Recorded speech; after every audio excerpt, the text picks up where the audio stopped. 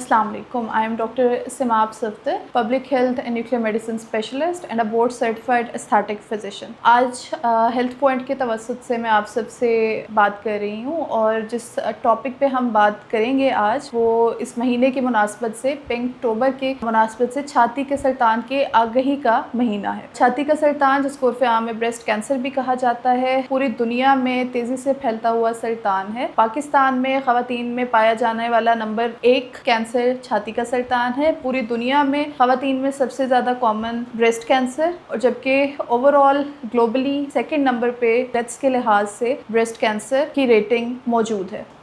सर्वे के मुताबिक पाकिस्तान में हर साल तकरीबन 90,000 ख़वातीन छाती के कैंसर से डायग्नोज होती हैं और उसमें से भी 40,000 ख़वातीन के लिए जानलेवा साबित होता है। एक ख़ास सर्वे के मुताबिक हर 9 में से 1 खातून के अंदर छाती का सरतान डेवलप करने का रिस्क मौजूद होता है। अब हम बात करेंगे छाती के सरतान के रिस्क फैक्टर्स के बारे में। हमारी ख़वातीन में और ग्लोबली तमाम ख़वातीन में छाती के सरतान का सबसे बड़ा risk factor family history positive होना है। अगर आपके ख़ानदान में कोई भी खातून छाती के कैंसर में मुब्तला थी तो आपकी छाती के कैंसर डेवलप करने का रिस्क उसी रुझान में बढ़ जाता है। इसके अलावा माहवारी बहुत कम उम्री में आना और पहले बच्चे की पैदाइश देर से होना भी इसके रिस्क फैक्टर्स में शामिल है। ख़वातीन में इस्तेमाल होने वाली हार्मोनल थेरेपी जो कि माहवारी रुक जाने के बाद भी की जाती है। इसके अलावा माहवारी बहुत कम उम्र में आना, पहले बच्चे की पैदाइश कुछ देर से होना और माने अमल अद्वियात का इस्तेमाल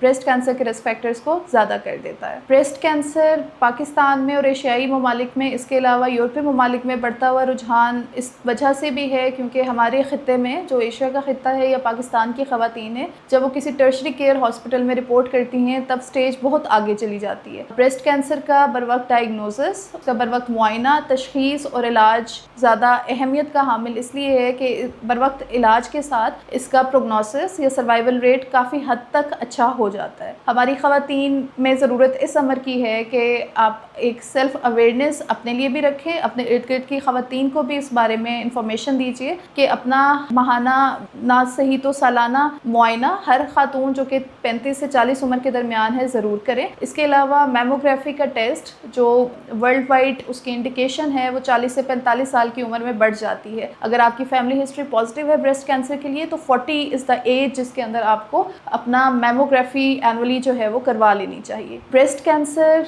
में जो अलामात मरीज़ को इनिशली ज़ाहिर होती हैं वो छाती के अंदर दर्द होना, कोई गिल्टी महसूस करना, किसी भी किस्म की रतूबत, खून किसी गिल्टी से आना, ये सब शामिल हैं। अगर आप कोई भी इस तरह की अलामत महसूस करें या आपके इर्द गिर्द कोई भी खातून इस किस्म की अलामत महसूस करें या आपको इस तरह की कोई हिस्ट्री दें तो आप फ़ौरन ही उनको किसी अच्छे टर्शरी केयर, कोई भी सरकारी हस्पताल जो इस तरह की सहूलियात देता है या कैंसर के पाकिस्तान में कुछ मखसूस हस्पताल हैं उधर मरीज़ को हमेशा रेफ़र कर सकते हैं। अब हम बात करेंगे ब्रेस्ट कैंसर से जुड़ी कुछ मिथ्स के बारे में। सबसे अहम और आम जो मफरूज़ा हमें सुनने को मिलता है वो ये है कि छाती के कैंसर के बाद ज़िंदा रहने के चांस नहीं रहते। हमेशा कोई भी मरीज़ की बर वक्त तशख़ीस और बर वक्त इलाज उसमें मरीज़ के ज़िंदा रहने के चांसेस को और उसकी डिज़ीज़ फ्री सर्वाइवल रेट को बढ़ा देता है। इसके अलावा दूसरी अहम बात जो हमारी सोसाइटी में या हमारी एशियाई कम्युनिटी में और पाकिस्तानी कम्युनिटी में देखने को मिलती है वो ये है कि ब्रेस्ट कैंसर का मर्ज़ सिर्फ ख़वातीन को होता है, जबकि ऐसा नहीं है। ब्रेस्ट कैंसर मेल्स के अंदर भी हो सकता है, दो उसके चांसेस कम होते हैं, रेयर है, लेकिन मेल्स के अंदर भी इसके चांसेस होते हैं। तीसरी अहम बात, कुछ लोग समझते हैं कि ब्रेस्ट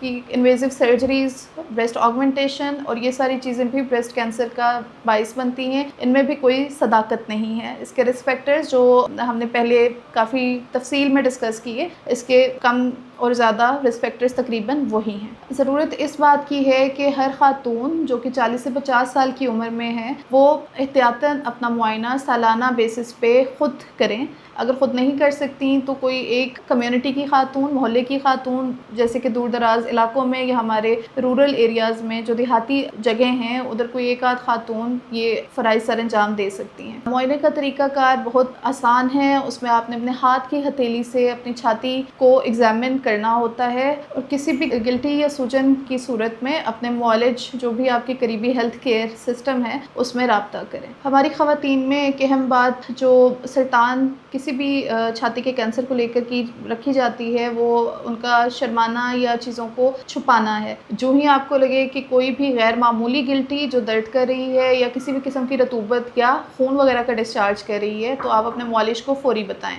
ضرورت اس بات کی ہے کہ ہماری خواتین کوئی بھی غیر معمولی سوجن یا گلٹی کی صورت میں اپنے معالج کو یا کوئی بھی قریبی ہیلتھ کیئر سینٹر میں لازمی اطلاع دیں اور اپنا ایک اچھا اور ڈیٹیلڈ معائنہ کروائیں۔ عموماً دیکھنے میں یہ آتا ہے کہ ہماری خواتین اپنے روزمرہ کے گھریلو کام کاج میں اور اپنی اقتصادی اور معاشرتی معاملات کی وجہ سے اپنے علاج پہ اور اپنے آپ پہ توجہ نہیں دیتی۔ ہماری خواتین کا ماننا یہ ہے کہ اپنے اوپر توجہ دینا یا اپنے علاج معالجے کی طرف جانا خدا نخواستہ کوئی اقتصادی یا معاشرتی طور پہ ان کو نقصان دے گا، جبکہ حقیقت اس کے بالکل برعکس ہے۔